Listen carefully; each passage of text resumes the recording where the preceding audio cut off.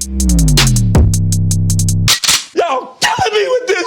Welcome back to another episode of Lost Aux Media, a podcast that makes you take a second look at what you just watched. Yes, a second look. We all need a second look from time to time. I had to take a second look at Theo recently because I started noticing that he's just really not funny. Like, nothing about his comedy is funny.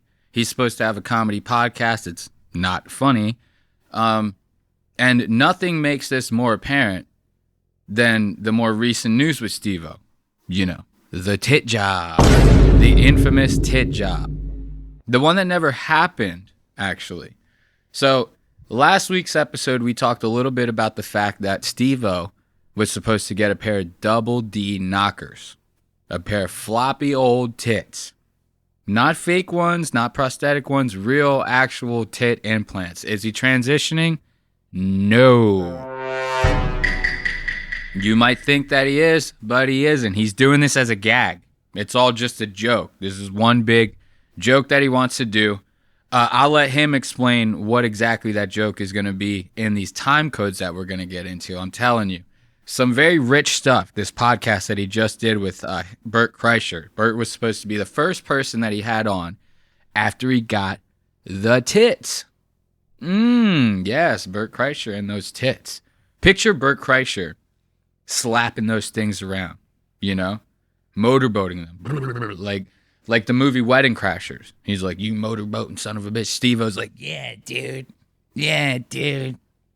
You know, I can't picture that. I don't want to picture it. But it's like a car crash. If it were to happen, you'd have to watch. You'd have to watch, right? So there was a Trump assassination attempt in the past week, and somehow it got thwarted by the news of Steve-O getting these tits, which once again, I'll remind you, he did not get.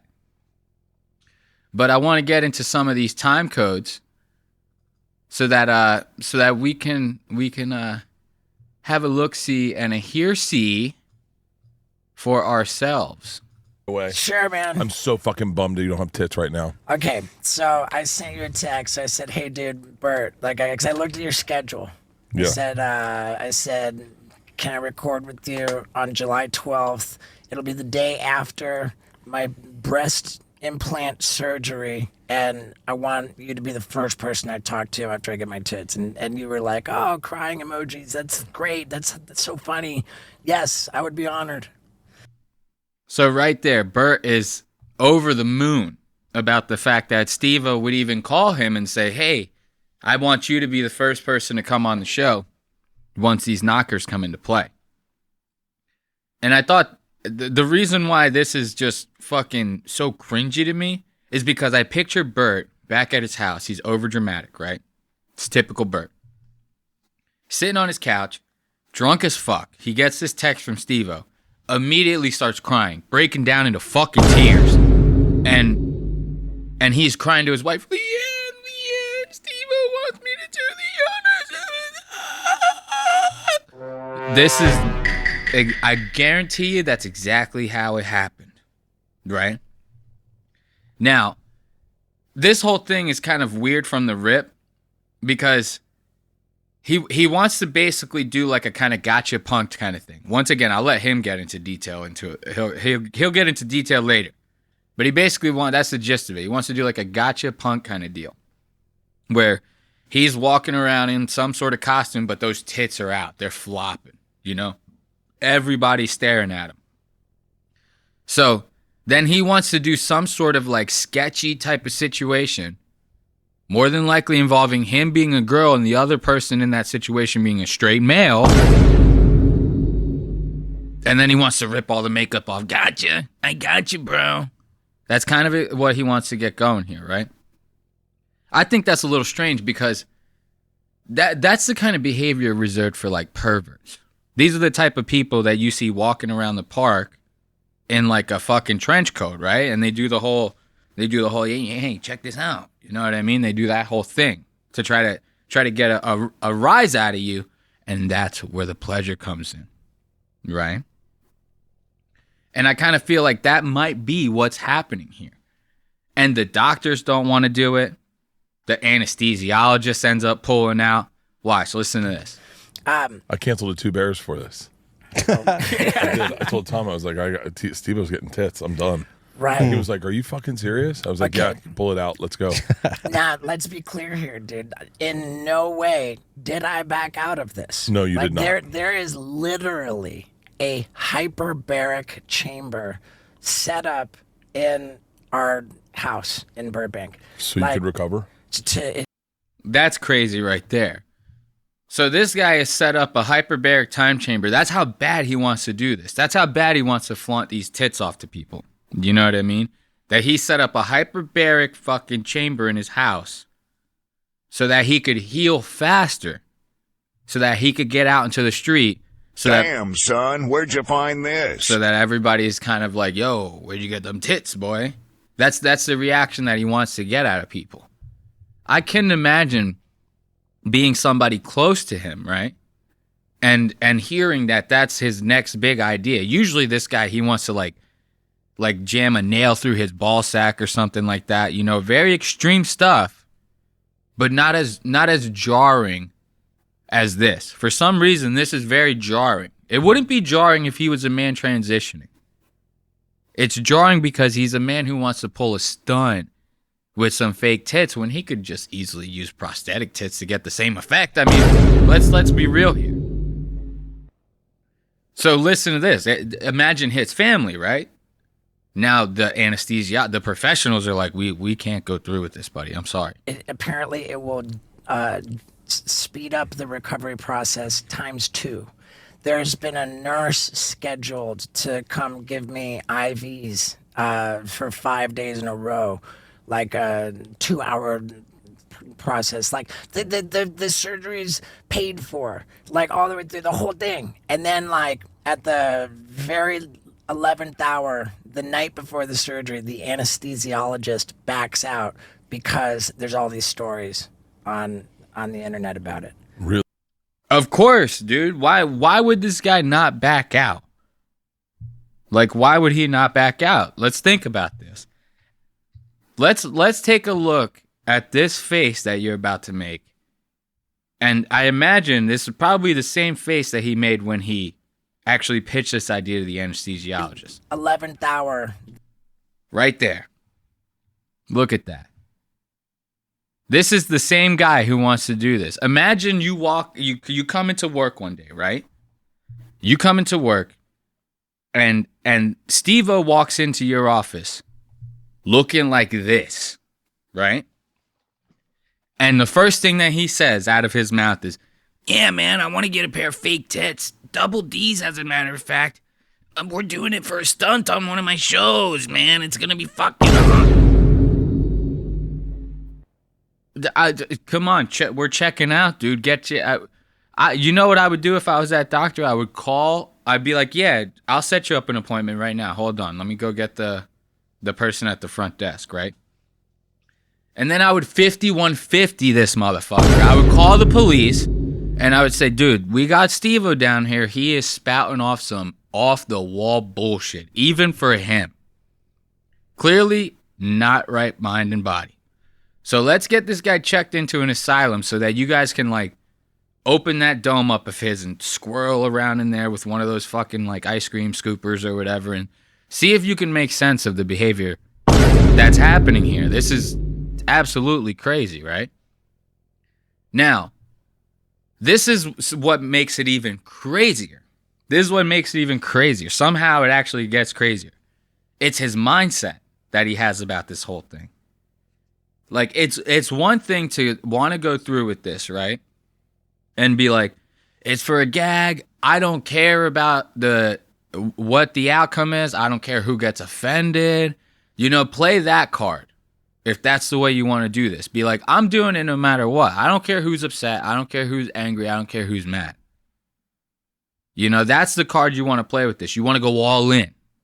You don't want to ride the fence on something like this. This is where people are going to start to pick you apart, right? But that's what he does. This guy actually wants to sit there and try to frame this as if he's doing something for the trans community. He wants to make it seem Like, he's advocating for body autonomy by going through with this whole joke. And to hear him actually say this, I legitimately, I had to like stop what I was doing, pause this. I was like, what is happening here, right? Listen to this shit. Today she's a girl. Yeah. Yesterday I met her. She said, hey, I want you to know I really, really respect and admire your recovery. I'm a person in recovery, and I also loved the way that you that you stood up to Bill Maher. And I just thought, okay. Like I All right, hold up. Let me give you some context there real fast. So this is him telling Bert a story about how he ran into an actual member of the trans community. Someone who was a former male who is now a woman going through the transitional process. And at first he kind of frames it, I'm saying that a lot, but that's what he's doing. He wants to frame it to the viewer as something that it actually isn't, right? There's either a perversion in this, or he legitimately just wants to have a gag at the expense of the trans community.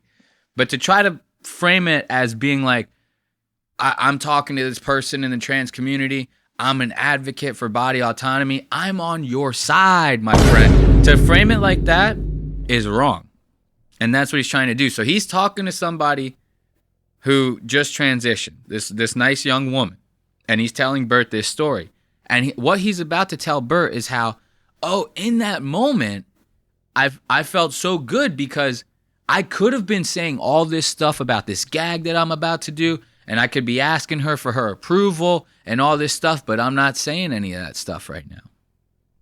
I'm keeping my mouth shut like a good little boy. I'm keeping my mouth shut. But in the same breath, in the same story, he goes around and says, but then I ended up having to get her approval anyway. You know, I wanted to hear what she had to say about it. So he starts bragging about not bringing it up to this person.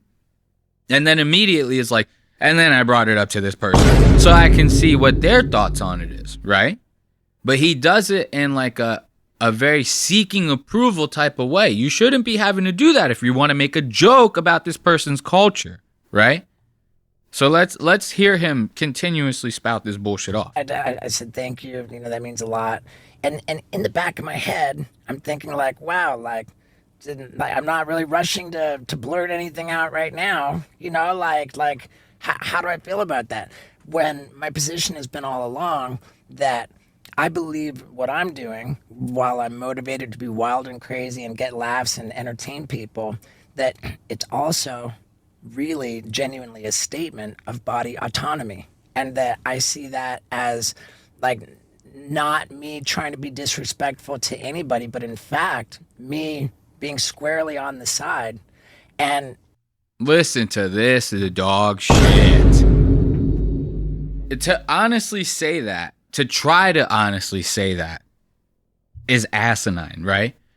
That, let's be real here. Those are not the thoughts that Steve-O had, right? When he came up with this idea. When he had this idea, he sat there with his team. He said, hey guys, I think I got this crazy idea that's not only going to break the internet, but it's going to make us a shit ton of money. Hear me out. And then he spits off this bullshit, right? But now that it's kind of like getting picked up by actual news sources, people are talking about it online, his anesthesiologist is backing out of the fucking job. Now that this stuff is starting to happen, he wants to try to play it off as like, no, I'm on their side. And I always had it to be like I was on their side, right? That's not the case. And anyone who believes that's the case is fucking dumb. Okay? You're fucking dumb. If you actually believe the bullshit that's coming out of this guy's mouth, you're fucking dumb. Now listen to him as he now goes into saying, remember, he just got done saying, I didn't say anything to that person. I'm so with the body autonomy and the advocacy and shit like that, right? Listen to him now in the same breath say, no, but then I went right to this person and I tried to seek their approval. And I had this like real profound effect speaking with this person yesterday. And I thought today On the way over to Bert's house, why don't I go to that same spot and see if I find that same person? And I did. I went to that same spot. I found that same person, and I say, hey, I was really affected yesterday when I met you, and they said, oh wow. I said, see that? You see what's happening here? This is exactly what I was talking about. See how even when he's telling a story, he can't fucking help himself. See how he's telling Bert, when I went and talked to this person, I said, hey, I was really affected by the way our conversation went yesterday, right? He didn't say anything like what he should have said was, I was concerned that what I may have said might have maybe offended you or something like that, you know? So now I wanted to come back to talk to you to make sure that I can smooth this over because it was eating away at me. Okay? There's a way to actually be sincere about this. But instead, he wants to go back to this person who, once again, he's trying to seek approval from. And instead of, you know, trying to make it like more comfortable for that person, he wants to try to twist it so that their response justifies his fucking joke. This is not the way this shit's supposed to go, right? He went so far out of his way. He felt so guilty about that. He went so far out of his way to stop by the same spot this person may have been at the very next day. This is stalking. He stalked this trans woman just to seek her approval because he felt guilty about the joke that he's about to go through with, right? And he really thinks, he seriously thinks that he's like starting a movement with this. Like, he seriously, listen to this. Clear that my intention's not to hurt anybody's feelings or be disrespectful on any level. But now, coming away from that conversation, part of me felt like I knew that I was, making a statement of body autonomy and with my heart in the right place. But I almost feel like it's actually important to do this. Am I tripping here? Am I the only one that might think this guy is actually fucking losing it? Like, listen to this shit. He's legitimately saying here that he feels like he needed to do this. Like, he was sent down. Like, this idea was sent down to him from the heavens to do one thing. To make him the martyr for the trans community, the celebrity martyr that the world has needed. He's going to crawl so that all these trans people can run. That's how he feels about this. That's insane. Like, I don't even think Caitlyn Jenner said the shit that this guy is saying. And she actually chopped her dick off, buddy. Like, that is fucking madness. That is madness. He honestly thinks that he's like gonna change the world with this stunt. And by God, if he does, I swear to fucking God, man. If this guy ends up actually fucking changing the world off of this shit, we're cooked as a human race. I'm sorry. Like, if that shit actually happens, which it's not going to, but if something like that actually happens, you can fucking kiss the future goodbye, my friend. I'm telling you that shit right now. Now, here's the thing. I know it's kind of crazy. I haven't really brought up Bert that much, because Bert, he's usually interrupting. He wants the whole thing to be about him. Well, I got a story that's really even better than your story. That's how Bert does the whole thing, right? Bert's going to try to interject himself into this bullshit, right? So now Steve-O's like, I'm making a movement. I'm doing my thing. Blah, blah, blah. And Bert's like, no, we're making a movement. Watch. They actually, the both of them now think that they're both making a movement. Watch. Listen to how delusional Bert Kreischer is. If nothing ever happens to this, maybe there's a kid living in Iowa. I'm sorry that I used Iowa, but living in Iowa, and he's having questions about his own transition or his own autonomy with his own body, and he hears this and he goes, well, I like Bert and Steve-O, and they seem to be pretty cool about it. They made some jokes, but they seem to be like supportive of anyone's decision in their life. And maybe you help that kid, or maybe you help 20 kids, or maybe I always look at everything like that. He looks at everything like that. Look at this. This guy, he honestly thinks that he's a part of this shit. Like, he's not even the one getting you're just here to like suck on him after he got them, bro.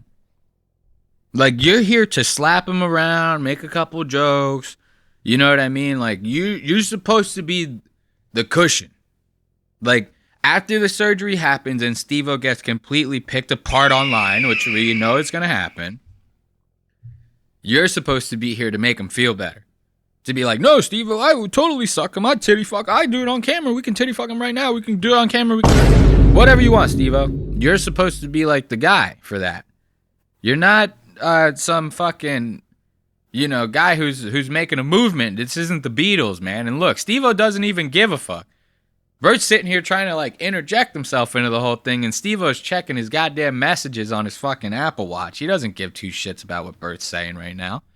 And to think some kid in like Iowa or some shit is gonna be like, man, I was really on the fence about transitioning, but now I see Bert and Steve-O are not transitioning at all, and now I want to transition because they're cool. They like tits. They like fake tits on guys, so I should get a fake tits on me. I'm a guy, whatever. That's it's the most delusional shit I've ever fucking heard. At least top three delusional things, right? They really think they're making like a movement here. It's like crazy. And I'm telling you, I really think that Steve-O wants to trick people. I think he legitimately wants to trick people into like making out with him or something like that. You know what I mean? He wants to find somebody with just as big a teeth as him so that they can fucking do like a teeth trap and fucking kiss each other and get the teeth all fucking locked and intertwined. And now they're stuck together forever. Yes, they're stuck together. Yes. Forever. And I'm sure he'll find it. Because he wants to say that he's going to get these tits out right away. He's not going to get these tits out right away. I'm telling you. I honestly think that he wants to trick people, though. I really do. There's I know exactly what you're talking about. There's a sensitivity in the transgender community that what they're trying to do is trick people into... And like to put people in situations where you trick them into being gay, and it's called the movie The Crying Game. I didn't think of it like that. Yeah, and think of how many. I know that I'm a comedian, but I also have a father and I'm of a sensitive heart. But think of all the trans females who are just looking for love and just connect with a dude. And they shoot their shot and they kiss and the dude starts moving faster and things happen. And all of a sudden he finds out, Crocodile Dundee style, this isn't what I thought it was, and then get fucking stomped. Yeah. Yeah, of course, dude. Like, to think that that's not an actual reality, like anybody who's going through with this transition and considering it and stuff like that, more power to you. But you have to be honest with people. That's like 101. You got to be honest with people. No matter you want to be an actual woman, you have to be honest. Women are they're modeled out to be honest people. We all know they're not, but they're modeled out to be honest people. You got to tell people. And now they're bringing this up. And I feel like it's so ironic that they're bringing this up because that's the whole thing. Steve-O, this is the whole reason he's getting these tits, is so he can trick people into these joke scenarios. And to make it worse, he wants to involve hidden cameras. So, like, they're talking about this topic, right? And they're trying to like make it seem like they have some sort of conscience about it. But they're talking, the shit about the one thing that Steve-O's actually trying to do. It makes no sense. It makes no sense. And to try to disguise it all as being like, we're for the people. We're advocates for this body autonomy. And then they just turn around and say like, but how funny would it be if like one of your bros ended up hooking up with like a trans person? We'd all trash him. We'd all make fun of that person so bad, wouldn't we? Now listen to this shit. Watch. I mean, I don't know, dude. Like that's like in my view, it's undeniably funny. Oh, Well, yeah, it's still bro, really funny. I mean, I hate to say this and back to the. Hold up. Look at this fucking jamoke, bro. Look at this fucking jamoke. Holy shit, bro. What the fuck is this? This one is waiting for Steve-O to get those fucking tits. Look at him, fucking pudgy man. Pudgy man. So fucking big, this one. Holy shit. And ironically wearing a Dodgers hat. Because this, I'm telling you, this motherfucker ain't dodging shit. You could hit him with a fucking pea in the middle of a football field at any time of day. Day, night, fucking whatever. You're hitting him. Guaranteed your money back. This guy. The easiest no-scope you've ever fucking seen, this one. And look at the fucking hair on his shoulders. Holy shit, brother. You could fucking take a lawnmower to that shit. It'd still take you a week. It'd still take you a goddamn week. And somehow he bagged a porn star. I forget what episode they were talking. He ends up dating some porn star. Disgusting. Disgusting. Let's listen to the boys talk more shit about how funny it would be if one of their friends hooked up with a trans person. The comedian side, but like the bro factor, if your boy hooks up with a transgender chick and he doesn't know, if you walk in the room and tell your boys, there's a big laugh to be had, like, oh, shut the fuck up. So that is an authentically, I mean, it's the you thought the thing, taking the mask off of anything is like a ta-da moment. And so, yeah, I mean, I understand that would be the comedy in this, is that, yeah, and I can understand that the comedy in this for us is the exact opposite for them.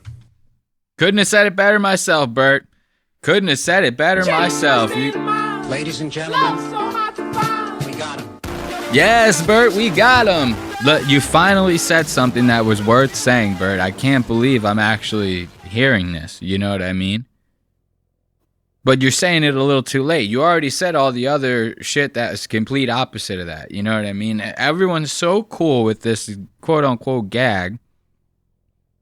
But they're in the same breath, they're so willing to acknowledge how fucked up it is that they're doing it. Like, this is a joke at a completely marginalized group of society's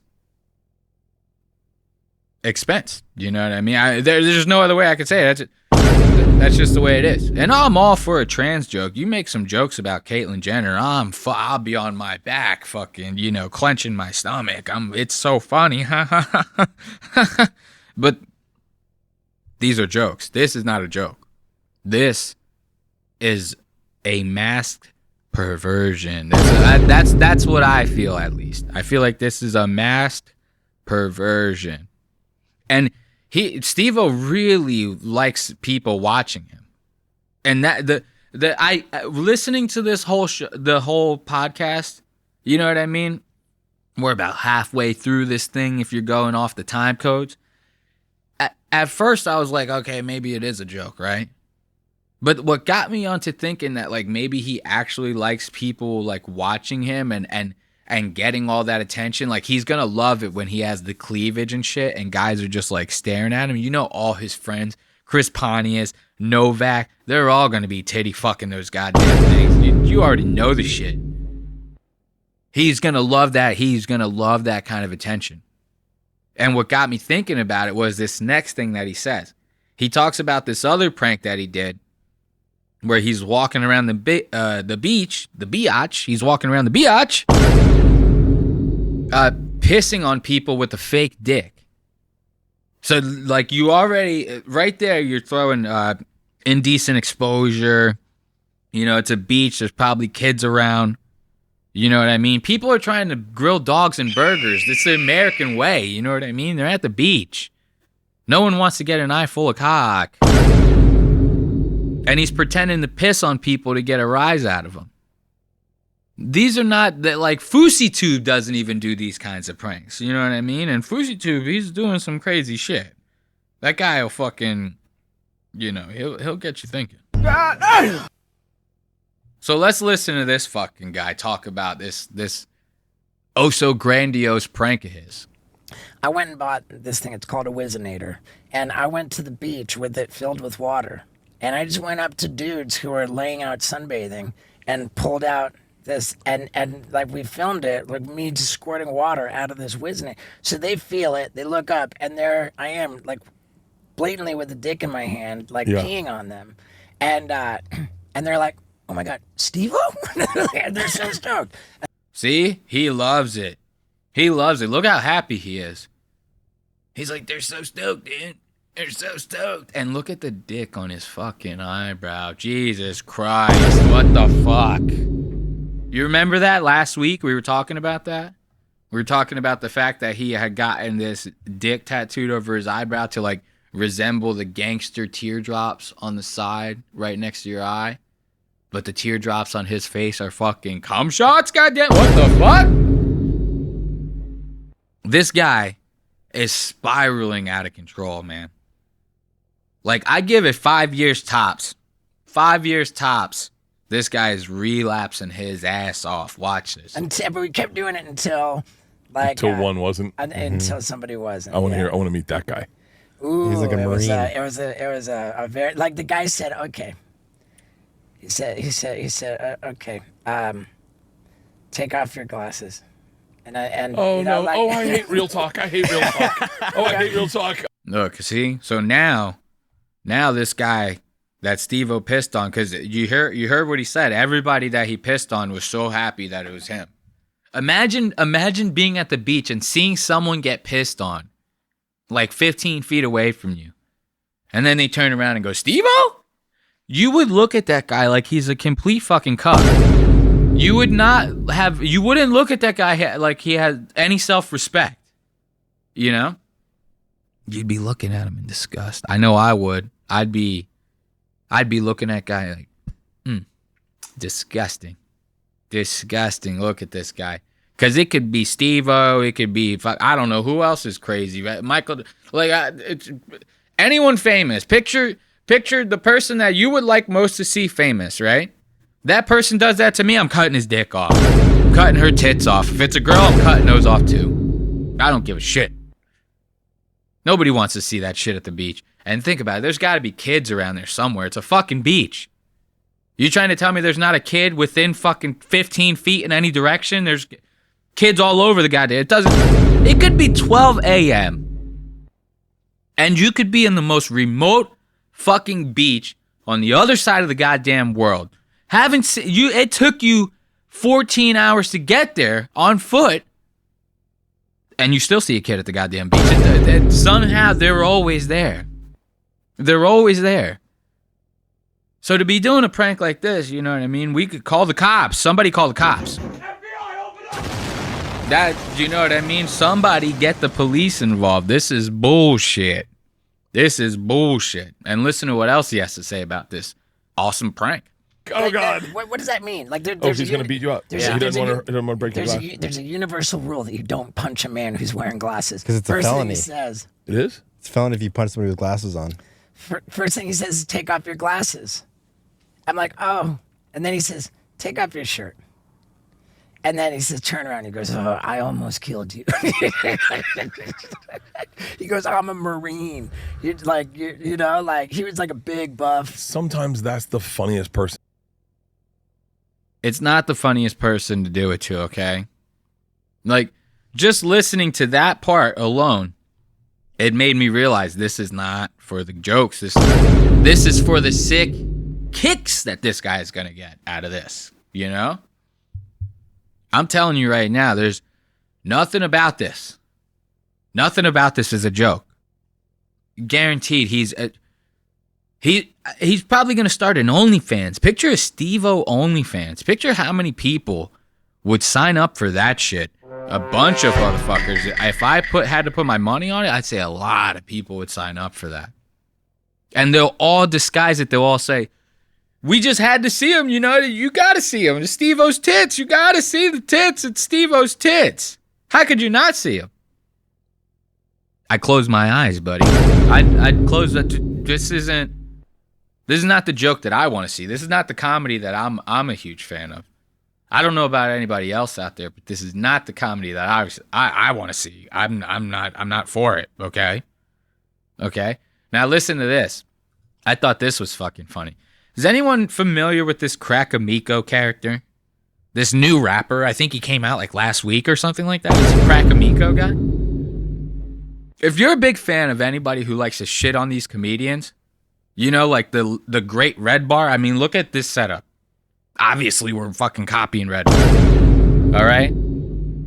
If you're a fan of anybody along the lines of that content, you know about the great Crack Amico. And Bert just found out about Crack Amico recently after that 2 Bears 1 Cave diss. Listen to this thing. This track is fucking hot. I'm telling you. This is a hot fucking track. We're going to get it. We're going to get it pulled up. We're going to get it pulled up, goddammit. Here we go. I mean, Let's skip ahead a little guarantee bit. Definitely 100% I'm on this for So, what do you guys make of Oh, this shit. one? It's just, I guess, there. What's this? I'm sorry. We gotta replay that. We gotta replay that Crack Amico. Because Ethan Klein's gay ass was talking in the background. Hey, they're getting paid. That's why I'm putting 2 bears in 1 grave. And you can never dig them up. Ay, 2 crack in it, bitch. I'ma hit them up. Gotta get back to the money. Got millions, I stick them up. You might stack a lot of money, but your soul ain't getting saved. Hey, it's 2 bears, 1 grave. Oh, like some faggoty bitches. Oh shit! We gotta play it in sections, or I gotta say something over the song. You know what I mean? Because that copyright shit is real. You know, and I don't know this guy. I don't know this Crack Amico. Look at how classic though this frame of Cat Williams is. Look at that. Cat Williams really opened up a lot of cans of worms this year in 2024. Man, I'm telling you, Cat Williams Cat Williams was the greatest hater of 2024 so far, my friend. I'm telling you.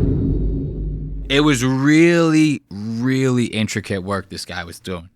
Bringing receipts and shit. Although I will say the 30,000 books or 10,000 books a year or something, you know, that was a little sus. But all the other shit, man, he was... And then right after Diddy comes out, I'm telling you, Cat had something to do with that.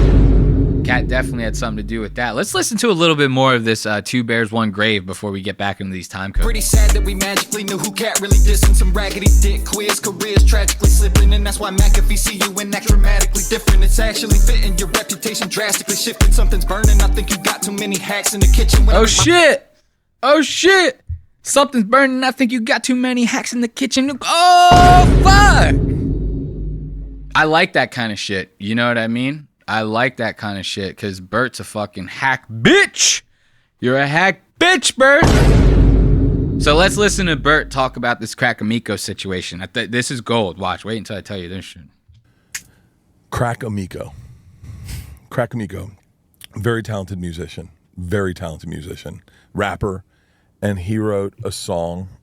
He honestly said I didn't think Bert would ever see it, about me and Tom, about hating us, and it was funny and it was so insightful. I mean, it wasn't funny to me because it hurt my feelings, but it was so fucking deep cut. I mean, this guy talked about old clients my dad had as a lawyer. I mean, he knew everything.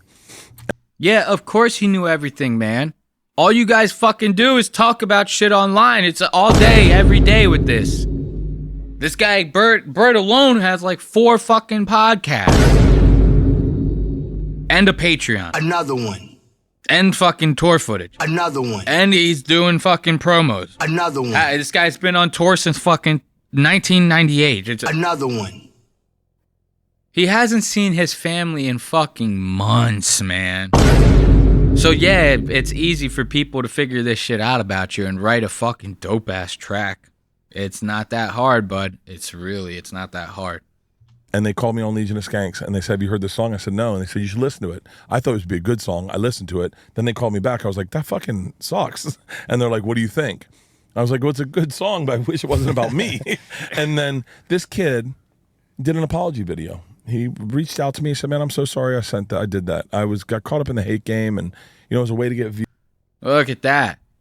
Now, he says that Crack Amico apologized to this guy, right? No, Crack Amico did not apologize to this guy. I'm going to tell you that right now. He did it on his thing. My guess is that Crack Amico had this like plan to like somehow get in Bert's good graces. And through the apologizing and stuff like that, he ended up like trying to make that possible, right?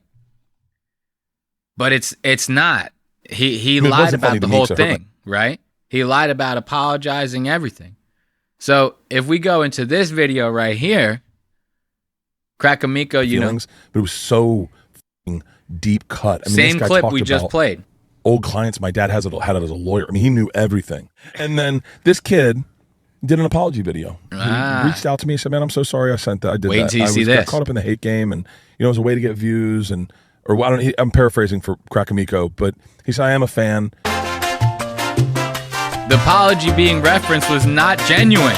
This was a part of a plan to get himself onto the Fully Loaded tour. Classic.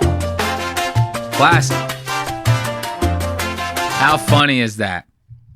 I thought something. So this is the first time I'm seeing this video, but I had seen a video a couple days ago of just the snippet of Crack Amico on a live stream saying like the apology was bullshit. But I didn't know all of this, so I'll read that to you guys because it was just captioned on the screen. So my inclination was right. It's basically saying the apology wasn't genuine.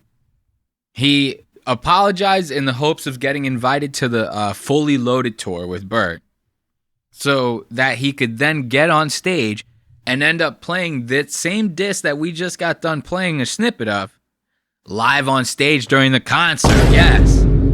That would have been fucking classic. That would have been classic. Let's see if we could find where Crack actually says that he was joking. Here it is, right here. Let's hear it right from the horse's mouth. Things in the past about friend of the Crack House, Bert Kreischer.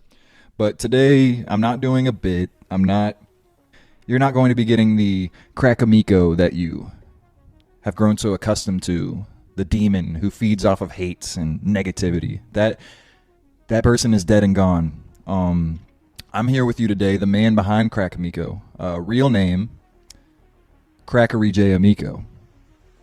Now, I know. Oh, I think this is the apology. Why Bert is better than Crack. Let's run through the reasons. Okay, so this is the apology part. Let's see if we can get to the part where he says that it's all a lie. Ooh, that's looking about right.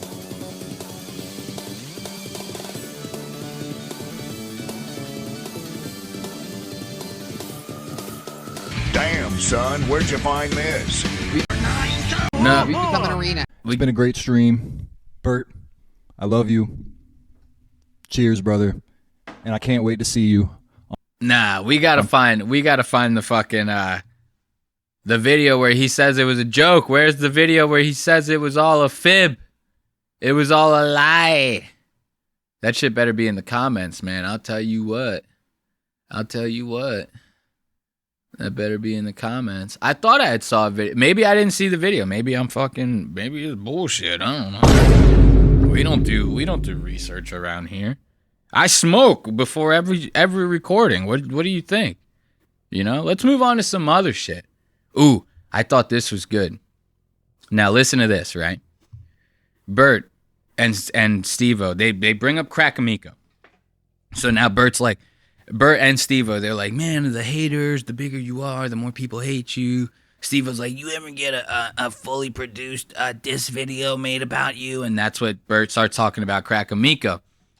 And Bert says, all these comedians, we all get it the same. It's all fair game. These guys, they make their videos dissing us. And every comedian gets it. And Steve-O right away is like, what about Theo Von? I've never heard anybody say anything bad about Theo Von.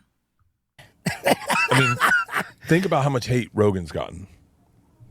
Everybody gets hate. If you're online. I mean, it's open game. Have you ever seen a single negative thing said about Theo? Well, no, but I don't look. All right. Hey, I'll say a couple negative things right now. Theo is a fucking hack, okay? He pretends to be stupid, and if you're smart enough, which I mean I feel like it shouldn't be, like the average person should be smart enough to see through this shit. If you're smart enough, you can see through somebody like Theo pretending to be dumb when you know that they're not. And supposedly it's all for, the sake of comedy. He's always on. That's what all the other comedians say. He's always on. He never shuts it off. He's like Mark Normand, They're just constantly thinking comedy. Theo's not funny. He's half retarded. Half the shit that comes out of his mouth doesn't make any sense. And the fact that it's like people only think it's funny because it's something they legitimately have never heard before. So it makes their brains like go crazy because they're like, whoa, I've never even thought of picturing a scenario like that. But if you really try to analyze like what he's saying, it makes no sense. So there's really no humor in it. Not saying that comedy necessarily has to make sense all the time, but like there's got to be like some sort of point, right? And I'll tell you right now, Theo Von is a pervert. He's crazy addicted to porn. Any of you see this? You guys don't know about this? No, nobody knows about this? FBI, open up! Theo Von is a crazy porn addict. It's crazy. How he's always every other episode you watch of this past weekend, he's like, I gave up on masturbation. I'm 30 days clean on no porn. And if you watch the show consistently enough, he'll say that same exact phrase about once every 3 months. So he fucking faps himself to death. He's fucking just going ham on himself. Then he starts to feel guilty, right? And then he's like, oh man, I gotta take a break off of it. And every time he ends up saying it on the podcast, it always reminds me of like I don't know. Picture this, like I grew up in a town, right, that there was not a lot of stuff to do. Usually in towns like that, kids grow up to be pretty big drug addicts. You know what I mean? And when you start to run into these people that have been like really on the grind for a while, they'll always, the first thing that comes out of their mouth if they haven't seen you in a while is like, I'm clean, I'm sober. I haven't done dope in like 4 months. And they're clearly high. They're nodding out as they're talking to you. And every time I hear Theo say that he gave up porn, it's like the same feeling I get. The same exact feeling I get of seeing a dope addict trying to play the facade of being sober to someone who actually is sober. Right? And listen, I'm not coming without receipts, man. Look at this clip. This is from like this past weekend. So even though I quit smoking, my my jerking off has been kind of flaring up at night, not at the daytime. I notice my heavy desires to really touch out and spray out of my own body occur. Look at this.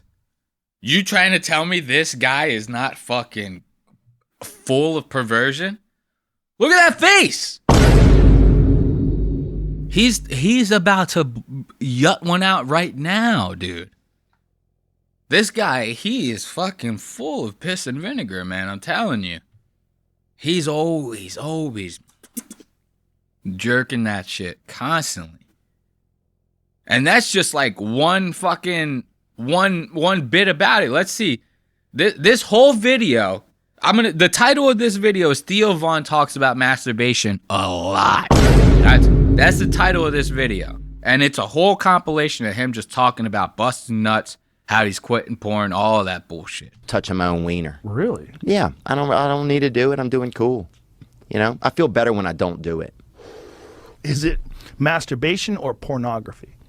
Well, pornography I think is nice to stay away from. We talked about this before because... See, we talked about this before. This guy, every fucking 2 months, this guy's like, I fucking quit porn. He can't keep his hands off of himself. He's fucking. It's like a magnetic force. He's. Ugh. So yeah, Steve-O. People say bad stuff about Bert all the fucking time. I mean, all the fucking time. Oh, Bert. I meant to say Theo Von. People say bad stuff about Theo Von all the time. People say bad stuff about Bert too. You know what I mean? But let's get into some other stuff. We were talking about Kill Tony last week, right? I think it was last week. Whatever. We're going to be talking about these guys all the time. They're constantly doing stupid shit. And when we were talking about Kill Tony, I was mentioning about the fact that, like, I really don't understand what people actually like about this show. Like, it really throws me off.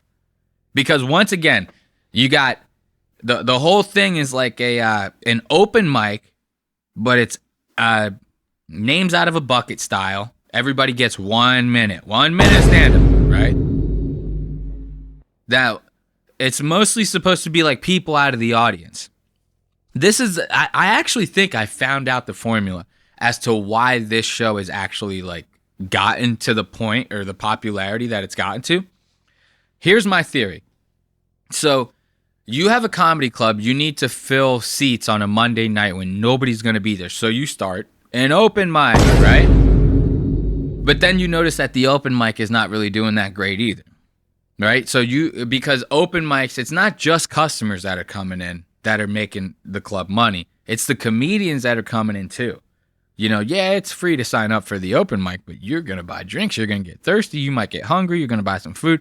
So the club owner and manager is looking at you, the open micers, the same way he's looking at the customers.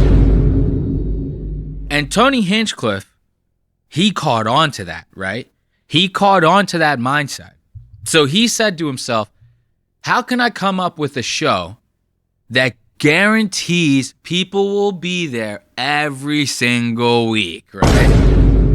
And that's where he comes up with the idea of Kill Tony. So now you have this open mic, but everybody only gets 1 minute, so you can really cram an ass load of comedians into that time frame that you have for that slot in that venue, right? And that's an ass load of customers for the club, so they're going to greenlight this idea. Guaranteed or your money back. By some stroke of luck, this show actually starts catching some legs locally, right?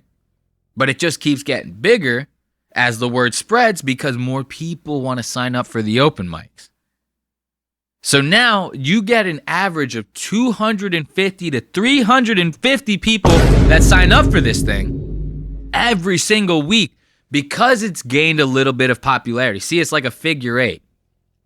The show gains a little bit of popularity. People want to ride the coattails of that popularity, so they show up to the show in hopes of getting signed up. And then the show gains a little bit more popularity because people, want to ride the coattails of that popularity, so they sign up for the show in hopes of getting on stage. And more, it just keeps happening, right? Picture a snowball falling down a hill. It's getting, it's getting bigger. It's getting bigger. It's getting bigger.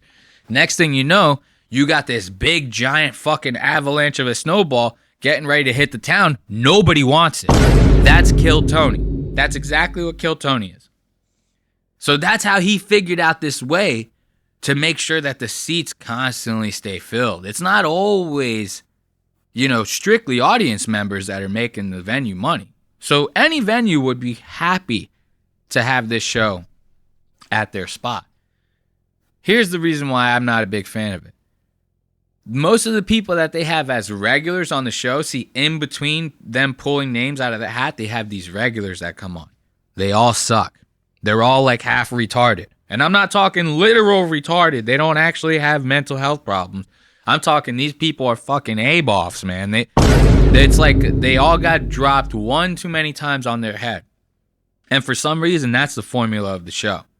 If you show any signs of retardation, not the actual kind, the you're an idiot kind. You show any signs of that, you're a regular. Tony's going to have you up there every fucking week.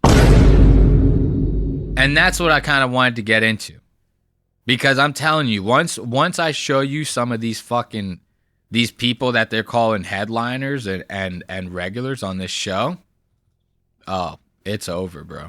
It's over.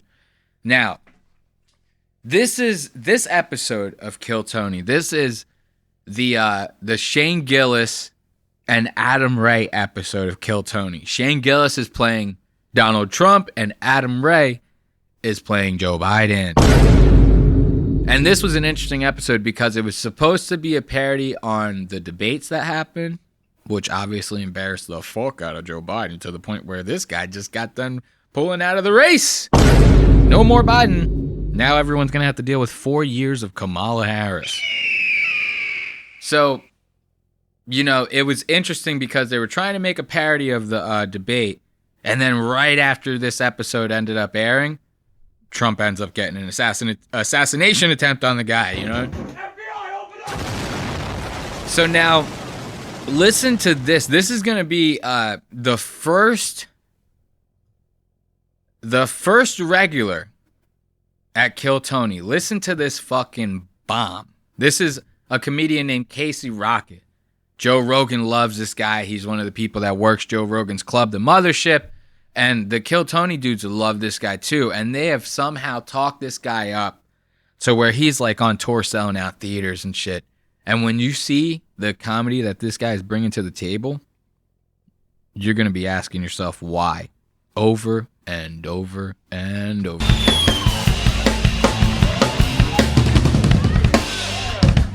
Yeah. I've been waiting all day for Sunday night. All right, cool. Hell yeah. NFL on what? KT. All right, cool. God, it's funny you bring that up, Tony. All right. This seems to be like a common theme with the regulars at Kill Tony. They get up there, they waste the first 6 seconds freaking the fuck out because they have it almost seems like they have no idea what they're going to say. You know, it's hard enough to write a stand-up routine as it is. To have to come up with one new minute every fucking time. And here's the thing that I don't dig about this, about what these comedians do during this episode in particular, is the fact that like Shane Gillis and Adam Ray are there dressed up as Biden and Trump. The regulars try to like cater their sets to like this presidential undertone. Like they try to bring this like electoral undertone to their sets, which causes them all to bomb horrifically. And I don't think they realize that it doesn't translate well to the audience. You know what I mean? I don't give a... Adam Ray and Shane Gillis are there as a bit. We all know they're not actually the presidents and the presidential elect. So just make with the fucking jokes and stop trying to make it like relevant to the fact that they're there. Okay? Nobody gives a fuck. This guy, Casey Rocket, ended up missing the memo. Listen to this fucking horrific set. A lot of people have been asking me, Titty Boy LaCroix, and I say speaking, and they say, who are you? Really? And I tell them the truth, ladies and gentlemen, and in many ways I'm an oil man. I buy oil. Okay. So for those of you listening right now, he's an oil man, this Casey Rocket. He buys oil, you know, that's like one of the punchlines. I buy oil. Now, you notice there's like, right now there's like 400 people in the audience. Maybe 6 of them are laughing, right? This guy's trying to sell this punchline with like some big fat retarded guy dressed up as one of the Blues Brothers coming on stage holding up a piece of paper with a $100 bill on it. As if that's going to be like some jaw-dropping thing where the audience is going to go, oh my God, look at how funny that fat retard is on the stage. It's so fucking hilarious. Because Casey Rocket is an oil man. He's an all-American oil man, I'm telling you. It's just stupid. And he, normally a professional comedian, they start to feel the heat, they bail. They start pulling out other bits that they know are going to hit. This guy, I got to give him the respect. He stays committed to this bit and drowns the entire fucking time. I sell oil. Now he's signing a paper to sell it. I drink oil. He drinks oil. Now he's got the big fat guy brings him a Jaeger on stage. He drinks it like it's oil. I go to the hospital because I drank too much oil. I sneak out of the hospital in the dead of night, and the staff starts freaking out because the oil man's loose. Look at this bullshit. Because the oil man's loose. These two fucking morons are on the stage dancing around. The oil man's loose. They're dancing because the oil man's loose. This is the bullshit that I'm talking about. And these guys, these regulars, they stay bombing the entire fucking time. They stay bombing. And these are the people that Tony Hinchcliffe has deemed worthy of the Kill Tony audience. You know, it's the biggest live podcast in the world. It's Kill Tony. You know what? We have a special guy that we bring out sometimes when somebody bombs on the show. Ladies and gentlemen, make some noise. This is a brand new minute from Drew Nickens. Ooh, look at this guy. Look at this guy. Oh. Look at this guy. Look at this fucking A-boff. Look at this guy. Oh, Lord. You know that Drew Nickens, he could suck a brick right out the side of a fucking building. That motherfucker is hurting right now. He looks like he has to pee. And look at Shane's face.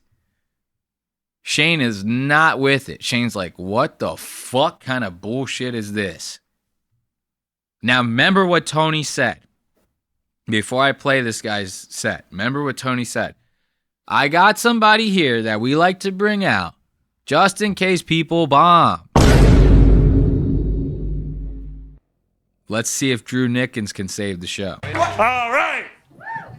So I got sober 3 years ago when I walked into a Dollar General and I saw these white chocolate macadamia nuts.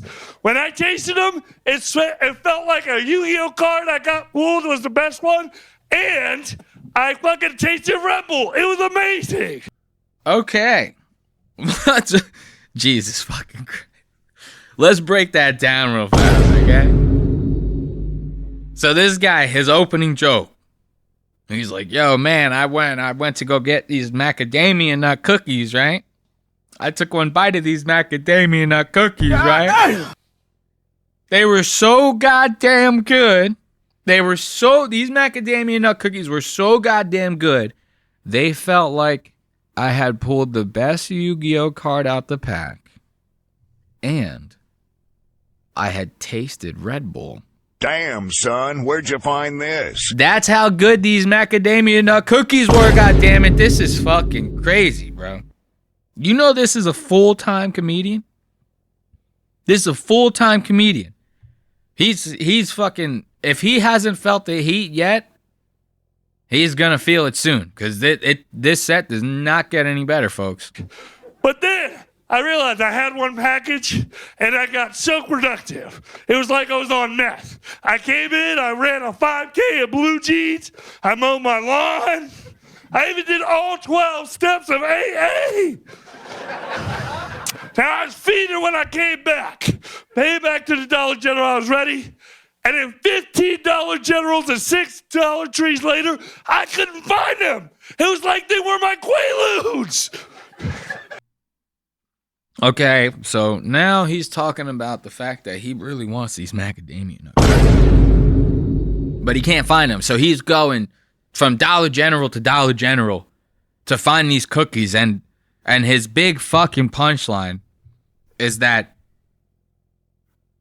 the cookies were like Quaaludes because he couldn't find them.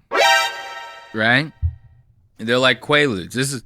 Quaaludes is a drug that nobody's talked about in years. The last time anyone was talking about Quaaludes is when the new rendition of The Wolf of Wall Street came out. You know? And in that movie, they were talking about how Quaaludes don't exist anymore. You know what I mean? He could have legitimately said it was like they were my heroin. It would have brought the joke home a little bit better. This is the guy that's gonna save this bomb. You know what I mean? And then I looked on Google, and when I looked on Google, I found out this. The company had been out of business for 3 years. Dog, it was crazy. It was like they were right next to a Chinese nuclear plant. I didn't know if I was hurting my brain more or I was becoming a Ninja Turtle. Thank y'all so much. Drew Nickens, ladies and gentlemen, with another high energy, brand new minute. This, I don't even know how do you tie that story together? What was that even about? This is the kind of shit that I'm talking about. These are the regulars. These are the people that are supposed to be like in between the open micers that get pulled out of the bucket so that these guys can like keep the show going. You know what I mean? Just like Tony said, they bring these guys up because of the endless bombs that happen during the show with the names that get pulled out. You know, comedy's not for everyone. And some of these people coming up, it's like the first time they've ever done it. They're nervous. It's a big crowd. They know hundreds of thousands, maybe millions of people are listening on like Spotify or some shit, you know. They could be nerve-wracking, you know. They bring these guys out to bring the vibe back up, right? And I talked about last week, the William Montgomery guy, right? In the eyes of Tony Hinchcliffe and the boys, this William Montgomery is like the guy. I don't know why. But it's endless bomb after bomb after bomb. And William is usually the last set that goes on for the night during Kill Tony. And this motherfucker bombs extra goddamn hard. To the point to where he ends up completely losing it. He breaks down on stage and starts attacking the audience. We'll show you a little bit of that later. But wait until you hear this dog shit. This is the William Montgomery. This is like the guy. Before we leave, I mean, there's only one more person that could possibly end an episode like this. You guys know it. Remember that. I'm very excited to see him tonight. Make some noise for the Big Red Machine. This is indeed William Montgomery, everybody.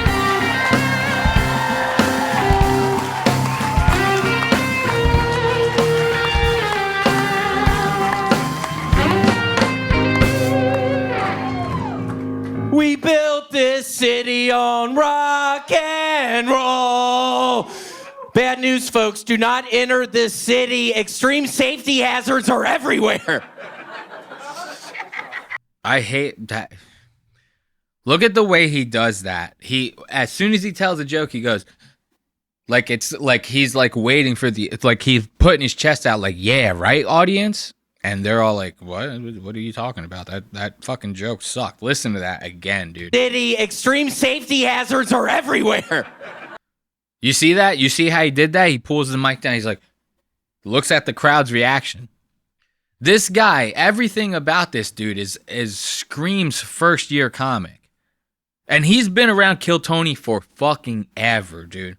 Like, I'm talking like the first iterations of this show.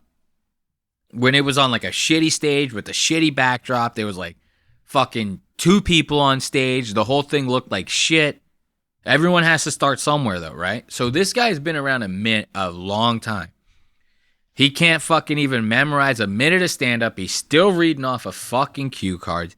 And he still, after every joke, puts his mic down and stares at the audience for approval. This is not some headliner fucking guru comedian. This guy's a fucking hack. And the audience knows it. And they don't cut him any slack this time. Usually the audience laughs this shit up. Because they're like, oh, we love Kill Tony. We're here for the show. We're keeping the vibe alive. So they usually fucking give it up for this fucking crazy nut. I'm cursing so much because I hate this guy's stand-up. I seriously do. Listen to the rest of this shit. Biden is ignoring everyone, telling him not to run. Earlier today, he said, hey, pal, I was the first black female to spend time in a concentration camp. We can beat Adolf Hitler. What the fuck was that? His jokes, I was saying it last week, they're always so wordy that by the time he gets to the punchline, you don't remember what he was talking about, like, originally. It's fucking crazy. Is it just me, or have the dragons in House of Dragons gotten sexier? gotten sexier. The dragons in House of Dragons gotten sexier. I can't do this. Is like, it reminds me of Lewis Black, this one. The fucking moron who thinks he's like some political genius just yells into a goddamn microphone. That's the punchline. We're yelling. It's so funny. It's hilarious.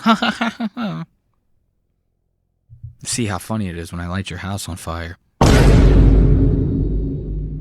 Back in the 90s, I actually stumbled upon a famous running back murdering his ex-wife, and I pulled out a cigarette to take the edge off, and he said, "Hey, don't smoke, kid." And I said, "Don't I know you from somewhere?" And he takes his little glove off and says, "I'm O.J. Simpson." All right, enough of that dog shit. Well, I'm going to bring you to the point to where he really starts breaking down here. Like, the audience is not really laughing all that much. He thinks these jokes are fucking hilarious. Mind you, he's doing this headliner spot on Kill Tony once a week. So you have to, you can't, like, think about all the stuff you have going on in your everyday life, right? And then you got to write a new minute of stand-up every single week. So it's funny. Mike David of Red Bar said this exact point, and he fucking nailed it. So when you're going through life, sometimes it catches up to you, right? So now maybe it's hit like the middle of the week. It's Wednesday. You still haven't wrote that minute. But you're like, I got time. It's just a fucking minute.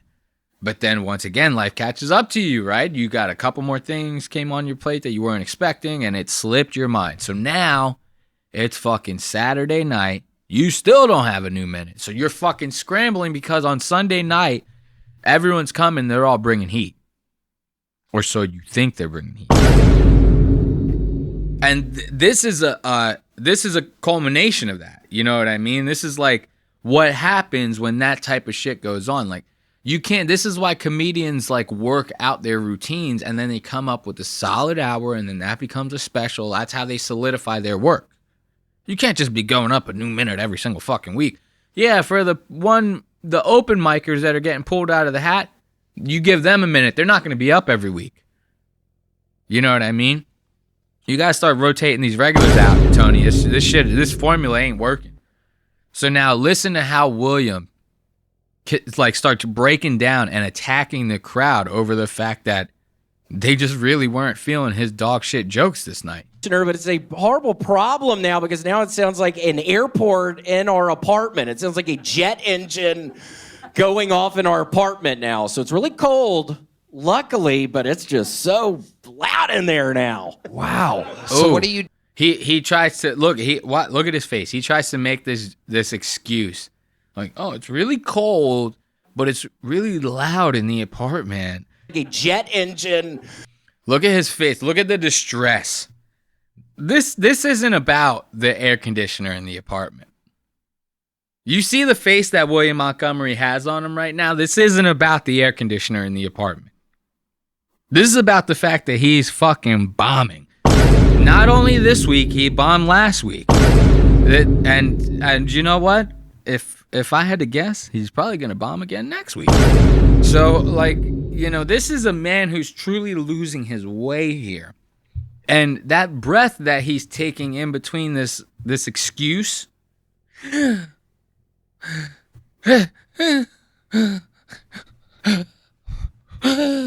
that it says it all. It says it all. This guy is clearly in decline.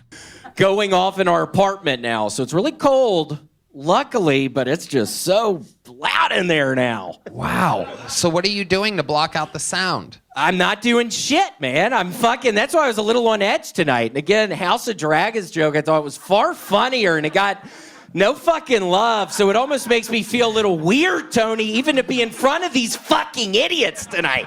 I swear to God, I wasn't even feeling it tonight. It's loud as fuck in my apartment and it's like all these pussies in the fucking audience. Well, see? Now, this is fucking gold right here. This is classic hack comedian 101 right here. We're witnessing it almost in real time.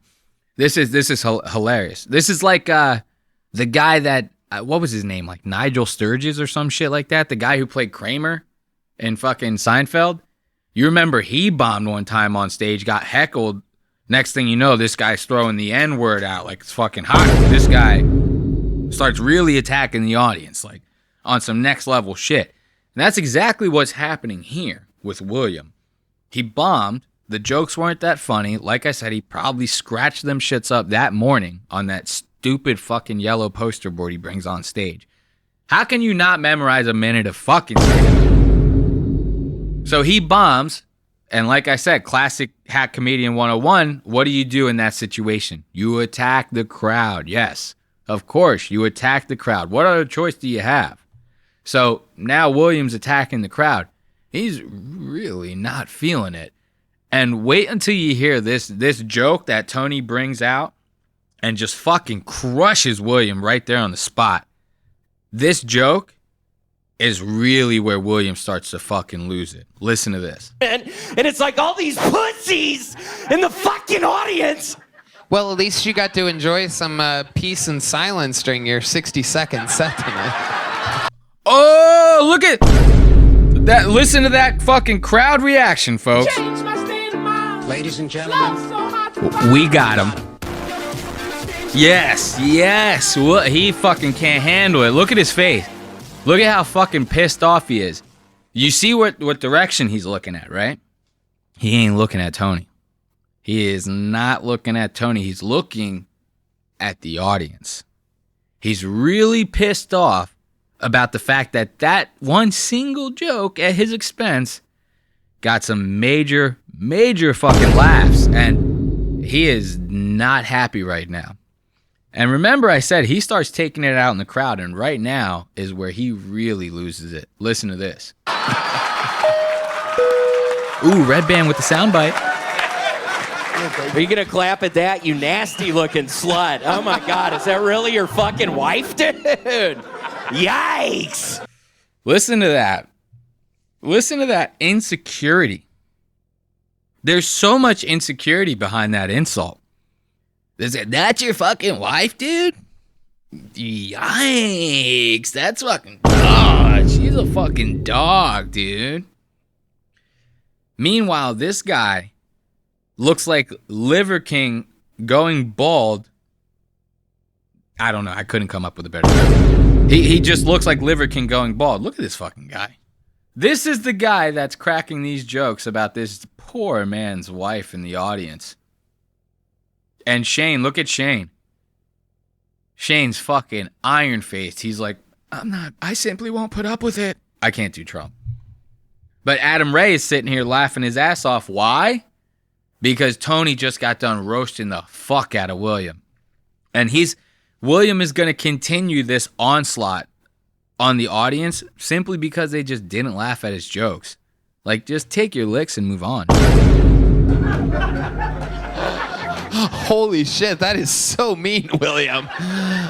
It's like she wasn't clapping at any of my jokes, and now she claps at the silence thing. It's bullshit. It's not bullshit. It's the truth. See, this is the one beautiful thing about comedy. Is if it ain't funny, people ain't gonna laugh. But I'm sorry, that's just the way it works. And William, you happen to not be funny, you know? It's so childish too. Like when you really analyze the mindset of a comedian, it's like picture like when a 5-year-old kid learns something new or learns how to say something new, even fucking worse. All they want to do is tell you. You know what I mean? You're in the middle of trying to keep the house from burning down. And they're just like, Mommy, I got something to tell you. Mommy, I got something to tell you. Mommy, listen to me say this, right? I got something that you've never heard before. And then finally, you're at your wit's end. You turn around to the kid and go, what? And they go, booger. And next thing you know, you want to wring this kid's neck and fucking toss him out the window, right? It's the same thing with the comedian. They get on stage, they got the mic in their hand, they go, Mommy, listen to this new joke I just learned. Mommy, it's fucking hilarious, right? Now, with the kid, what happens if you just push him off to the side? 9 times out of 10, you say, hey, man, I don't got time for this. You're going to have to show me later. They start freaking out. They start kicking, screaming, yelling. The only thing you could do to calm this fucking little shit down is to stop and listen to what they have to say. That's exactly what's happening with William right now. He's really feeling the heat, and he fucking hates it. Is that dinosaur on your arm? A fucking Stegosaurus? A lot of dinosaur talk tonight, and you would think with all this talk they would understand Jurassic Park. Nobody Oh, God. So that's Shane making references. Shane was bombing, too. He made a Jurassic Park reference earlier, and nobody understood it. And that's the whole thing, you know. But now, William still, like, even after Shane says this little tidbit, which we're not going to play right now, but after he says this, William's still on the stage yelling and screaming, "These fucking pussies," you know what I mean? Going on and on and on. They're trying to end the show.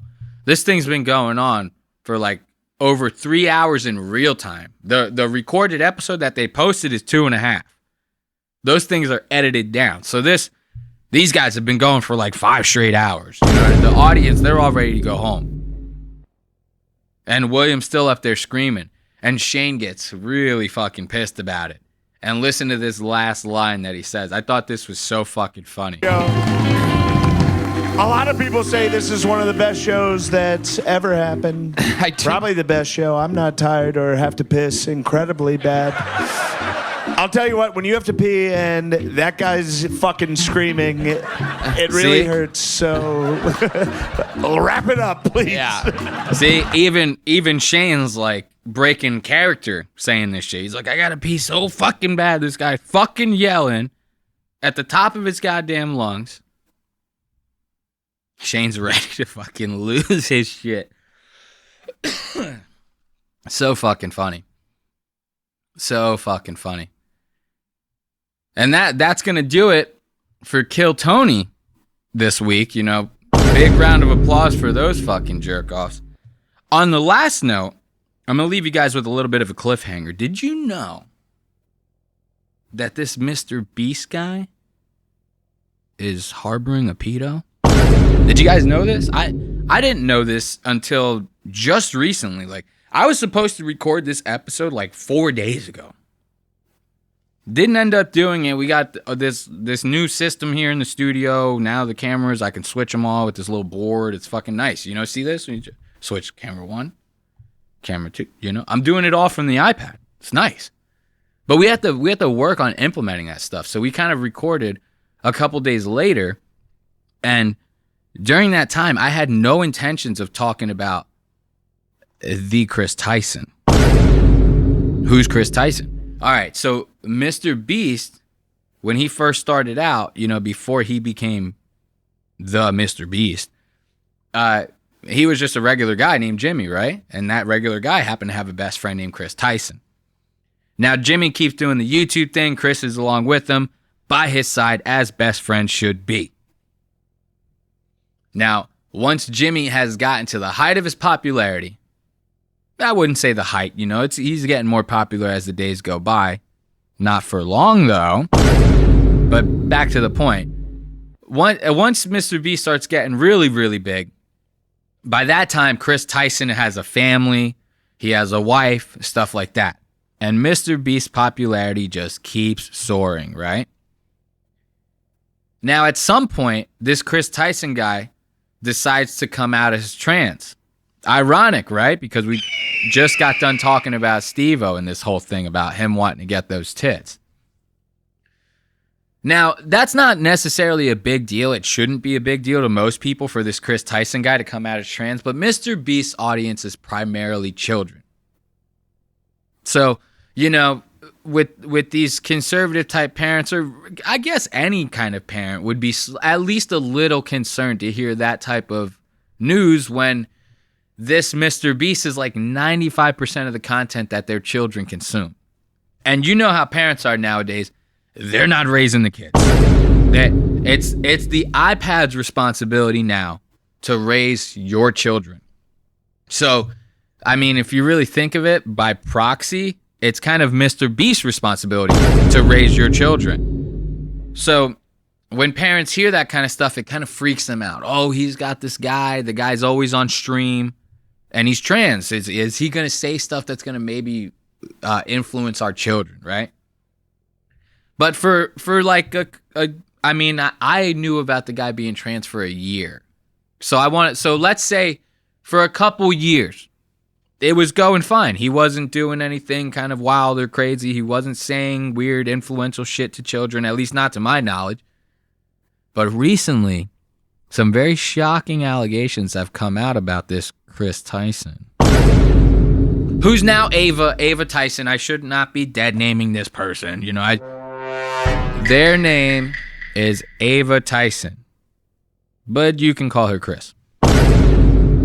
So the allegations that came out recently on this guy are a little fucked up. On this girl are a little fucked up. So when Chris Ava Tyson was just Chris Tyson, at the age of 20, he was getting himself involved with a 13-year-old boy through a Discord server. Now, the stuff that was being said back and forth was pretty inappropriate from what I understand. And this kid was only 13 at the time. So now you got a 20-year-old male named Chris talking to a 13-year-old boy through Discord. That's strange enough as it is. Just on the face value point of them talking to each other is strange. But apparently this Chris guy at the time is making some inappropriate, remarks towards this 13-year-old kid. Also very bad. But it doesn't end there. These two continue to make contact with each other for 3 years. So now this kid is 16, and Chris is probably like 23 at the time. Was 20 when he started talking to the kid at 13, so Chris is in college at that time. And they're claiming that nothing happened. There was no inappropriate, nothing, except for the messages. The messages were the only inappropriate part. And for a while, Mr. Beast and Chris were very silent about it. It had a lot of people thinking, maybe Mr. Beast knew about this whole thing. Now, at first it was all just allegations, right? Despite the fact that nothing happened, there's still the grooming aspect of this, right? It's not, just because you didn't do nothing with the kid physically doesn't mean that nothing wrong happened.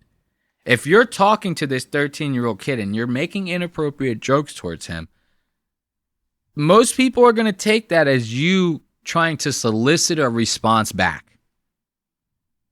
Case in point, you're grooming this motherfucker. You want this kid to have these thoughts in his head with you associated to them so that maybe it'll soften up his mindset when it comes to that.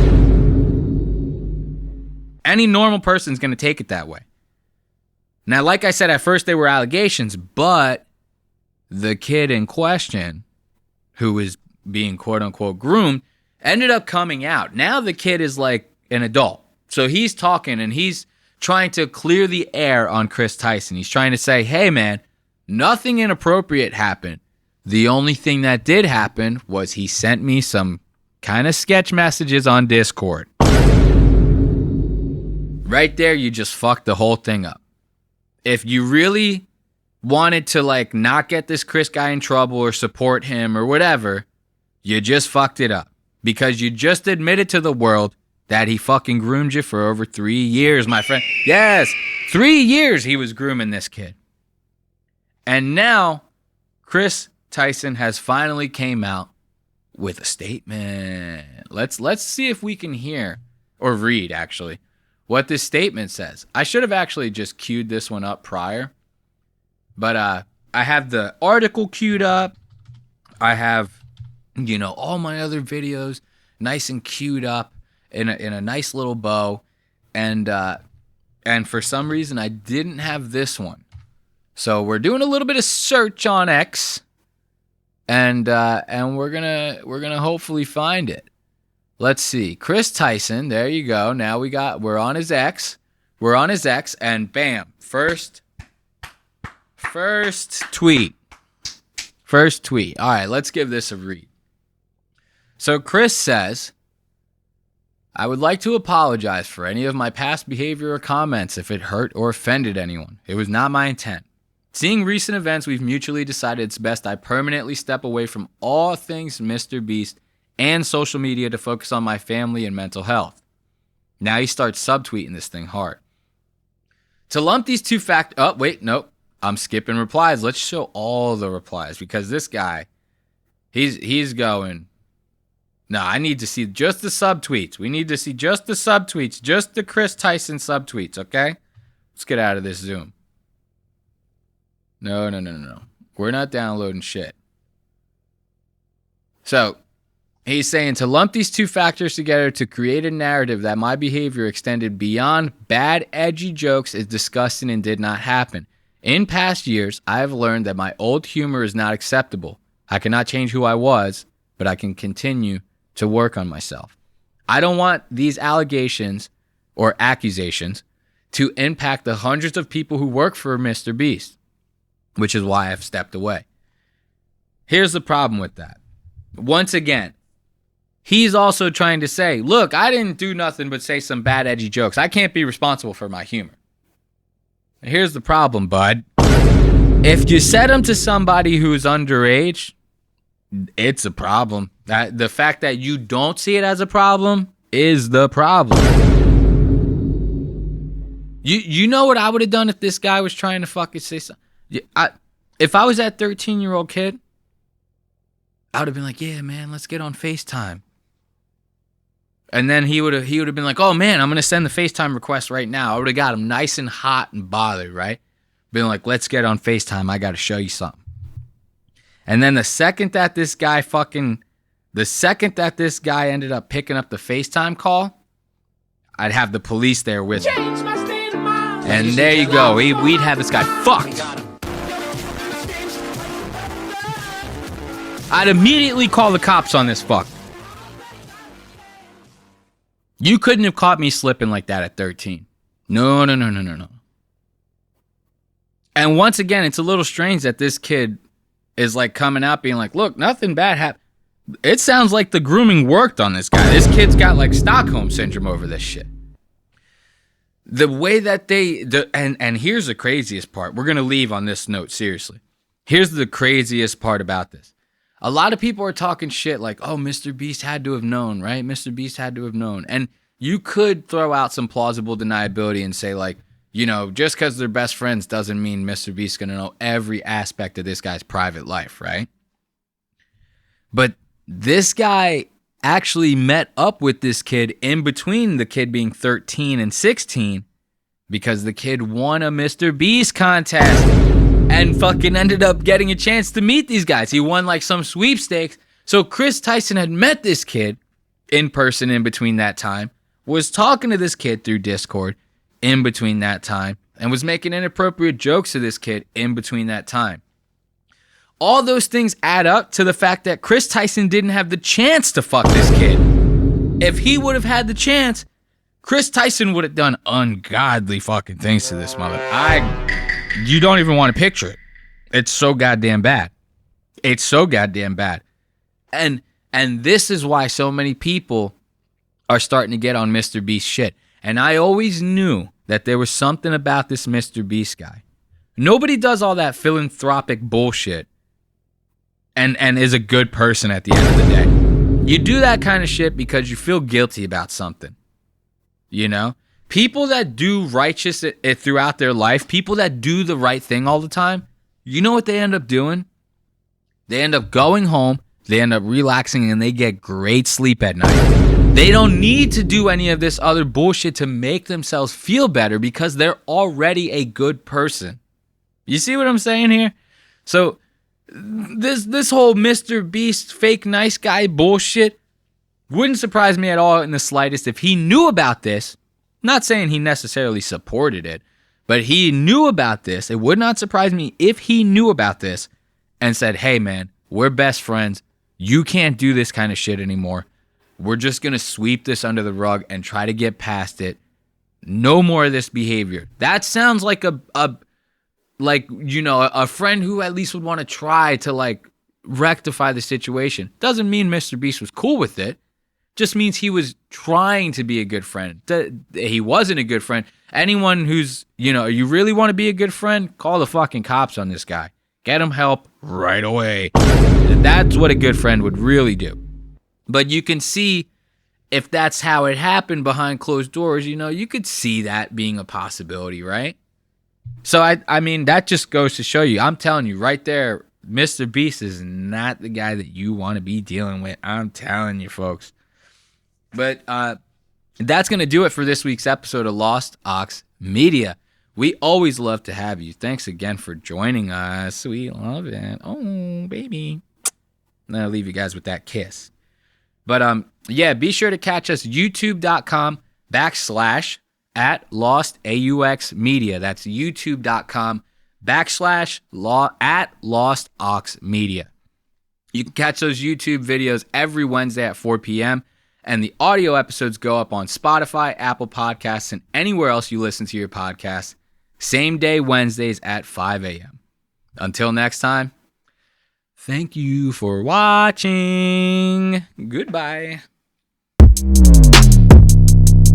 And hold my fart like a bong rip.